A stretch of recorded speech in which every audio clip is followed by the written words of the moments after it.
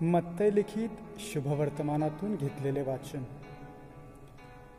अध्याय 11 ओवी 25 ते 27. मग येशू म्हणाला, हे पित्या, आकाशाच्या व पृथ्वीच्या प्रभो, मी तुझे उपकार मानतो, कारण तू या गोष्टी ज्ञानी व बुद्धिमान लोकांपासून गुप्त ठेवून बालकासारखे अशिक्षित आहेत त्यांना तू प्रकट केले आहेस. होय पित्या, तू हे केलेस कारण खरोखर तुला हेच योग्य वाटले.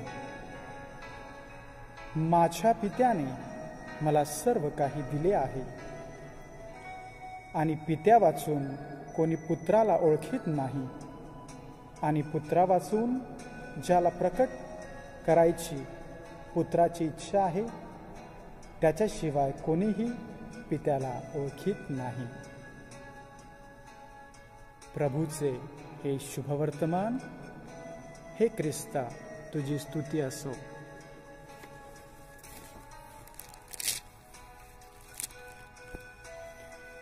माझ्या प्रिय बंधू भगिनींनो, असं म्हटलं जातं,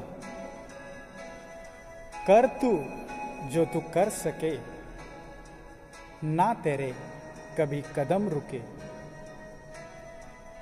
खुदा का सिर कभी ना झुके. देऊळ माता हर एक दिसा पुरुष आणि अस्तुऱ्यांचे सण सोले साजरे करतय, कारण त्यांजू बरी कामं केलेन, पवित्रपणाचं जीवन जगलेन, न बरेपणान रेलेन. तैसंच आज 30 देऊळ माता 15 जुलैला संत बोनावेंचर या एके महान संताचा, मिजगीन न नम्र संताचा सण साजरा करतोय.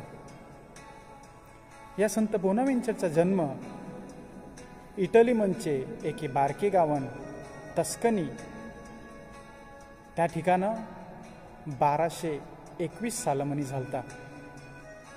आणि ऐशी दंतकथा सांगितली जात आहे की योस पोऱ्या 4 वर्षाचा असताना अगदी शीक पडलेता, मरणाचे टोकाला पोचलेता.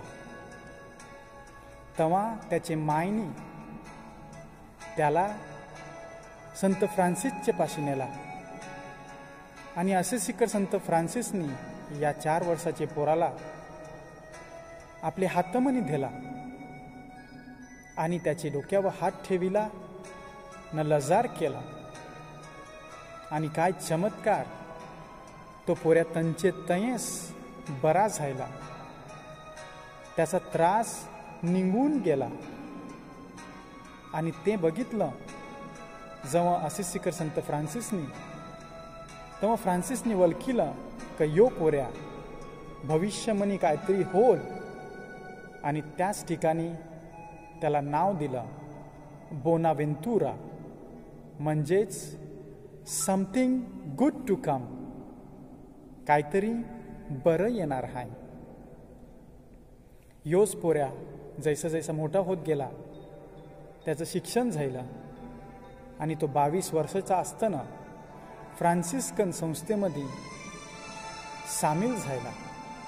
त्यांनी शिक्षण केलं आणि तो त्याचे पुढच्या शिक्षणासाठी फ्रान्स या देशामनी पॅरिस या शारान तही शिकायला गेला.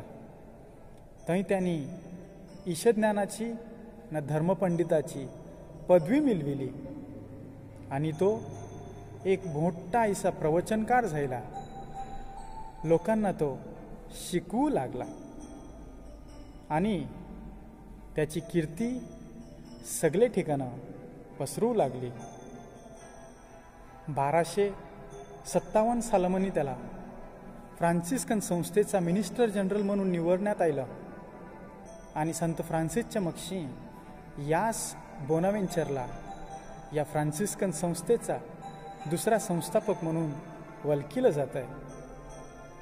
तो बोनाव्हेंचर आपलं जीवन जगत असताना त्यांनी पवित्रपण न ज्ञान, जे रहस्यमय ज्ञान होतं, जे न उघडलेलं ज्ञान होतं, ते त्यांनी एकत्रित केलं न त्यांनी देवाचा अनुभव घेतला.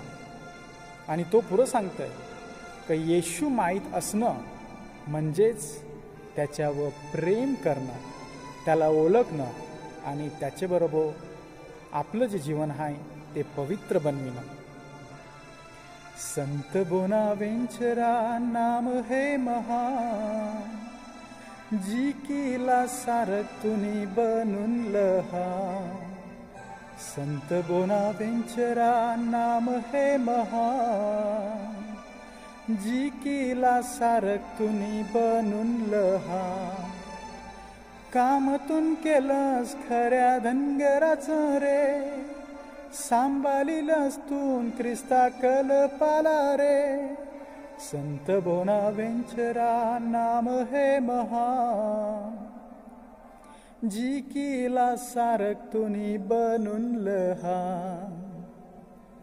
संत बोनावेंचरच्या जीवनामध्ये बरेच असे गुण आहेत जे आपण शिकू शकता, आपल्या जीवनामध्ये गिरवू शकता.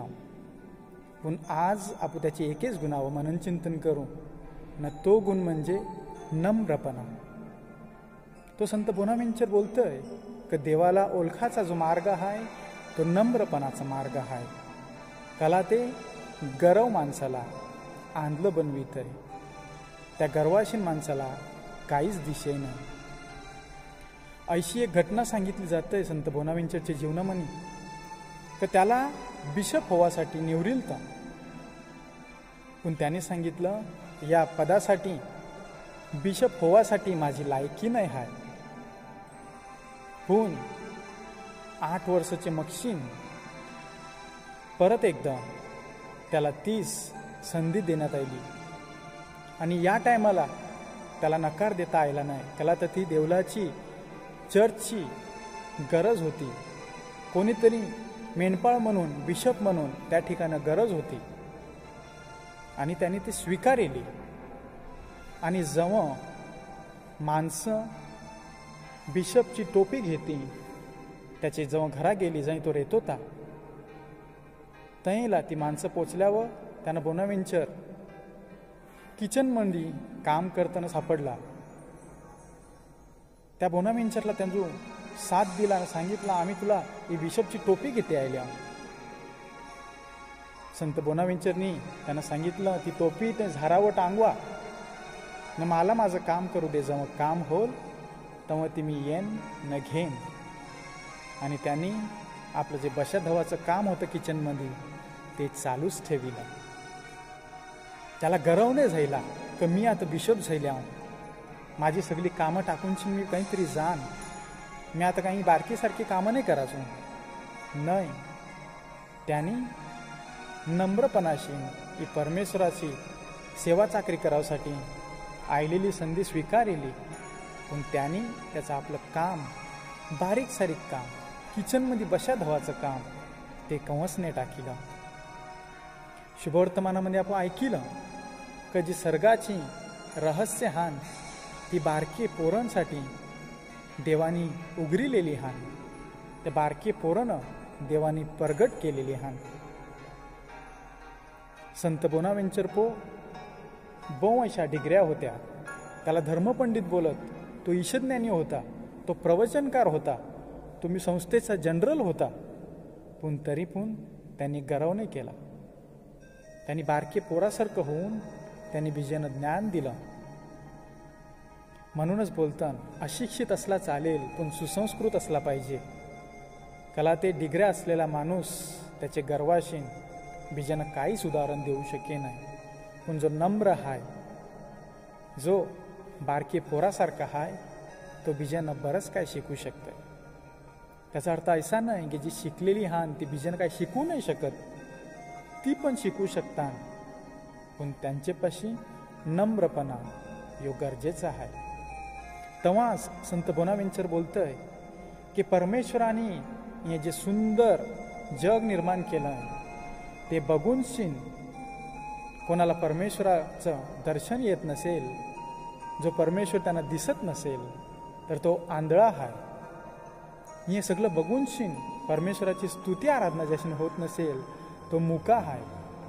न परमेश्वराचे अनुभवाचा ज्याला कोणाला यो अनुभव येत नसेल, तो माणूस या दुनियेमध्ये मूर्ख आहे, वेडा आहे, असं संत बोनावेंचर सांगतात. काही जणांना वाटेल की संत बोनावेंचर हाय कोण, पण आपले न तो माहीत आहे. त्याचा आपण सण साजरा करतो. येरगलचा सण, मडचा सण, जाईला माणसं आपले रिकामी हाताशीन जातात, न बेसावाच्या झोल्या भरून चिम घेऊन जातात. तोच संत बोनावेंचर, त्याचाच सण आपण साजरा करता. आणि म्हणूनच संत बोनावेंचर परत एकदा सांगतंय, परमेश्वराला अनुभवासाठी दार न रस्ता, जिना न साधन, येशू हाय. आपण त्याचे मंगारी गेलं पाहिजे, त्याचे वाटेव आपण चाललं पाहिजे. जो स्वतःला नम्र करतोय तो माणूस ऐलास सारग अनुभवित आहे. पण त्याच्यासाठी देवाची इच्छा शोधणं खूप महत्त्वाचं आहे. आपण काही जन्मलेव, कैशी जन्मलेव या आपल्या हातानं नव्हतं, पण आपण कैशी मरू हे आपल्या हातानं आहे. त्याच्यासाठी आपण देवाची इच्छा शोधली पाहिजे आणि इच्छा शोधून शिन त्याच्यावर आपण काम केलं पाहिजे. त्या आपण जगाचा प्रयत्न केला पाहिजे. कारण परमेश्वराने जो जन्म दिला आहे तो फुकट नाही आहे, त्याचे मंगारी कारण आहे. या देवानी आपल्याला कारणासाठी या दुनियेमध्ये हल्ला आणि तवस तोच परमेश्वर संदेष्टा यिर्मयाचे पुस्तकन अध्याय 1:5 मध्ये सांगतंय की तू जन्माचे पुरं मला तू माहीत होतास. म्हणजेच आपल्यानं कणासाठी तयार केलं आहे ते देवाला माहिती होतं. ते शोधणं खूप गरजेचं होतं. बोनावेंचरनी त्याच्या जीवनामध्ये परमेश्वराची इच्छा शोधली न ती जगिली आणि ती जगून अनुभवून त्यांनी बिजानं देवाचा प्रयत्न केला. त्यांनी देवाला माणसं म्हणी शोधिलं न त्याच देवाला माणसं म्हणी शोधून सगळे माणसानं देवाचा प्रयत्न केला. आपण पण तेच केलं पाहिजे. देवाला शोधिलं पाहिजे सगळे गोष्टी म्हणी, देवला म्हणी, माणसं म्हणी, प्राण्यामध्ये, पाखरमध्ये, सगळेमध्ये. आणि म्हणूनच मस्त एक गाणं आहे, शोधिशी मानवा राहुळी मंदिरी, नांदतो देव हा आपुल्या अंतरी. शोधिशी मानवा राहुळी मंदिरी, नांदतो देव हा आपुल्या अंतरी. देव आपल्या प्रत्येकामध्ये आपल्या काळजामध्ये येत आहे. आपण त्या देवाला ओळखूया, त्याला शोधूया आणि त्याला बिजांच्या संगती वाटूया. संत बोनावेंचरनी तेच केलं ना आपल्यानं तेच करासाठी तो वाढतोय. त्याचा नम्रपणाचा गुण, त्याचा मिसगीनपणाचा गुण आपल्या जीवनामध्ये उतरूया न तोच बोनावेंचर जो बारका झाला न जो सर्गमध्ये मोठा गणला गेला तैसंच बारकं होऊन आपण त्याच्यासारखं सरग मिळवण्याचा प्रयत्न करूया न तोच सारग बिजेनं पण याच धरतीवर देऊया. तुम्हा सगळ्यांना संत बोनावेंचरच्या सणाच्या हार्दिक शुभेच्छा न त्याचे मागण्याशीन परमेश्वराने तुम्हाला भरघोस असा आशीर्वाद द्यावा. येस लजार न मागणं तुम्हा सगळ्यांसाठी. देव बरे करो.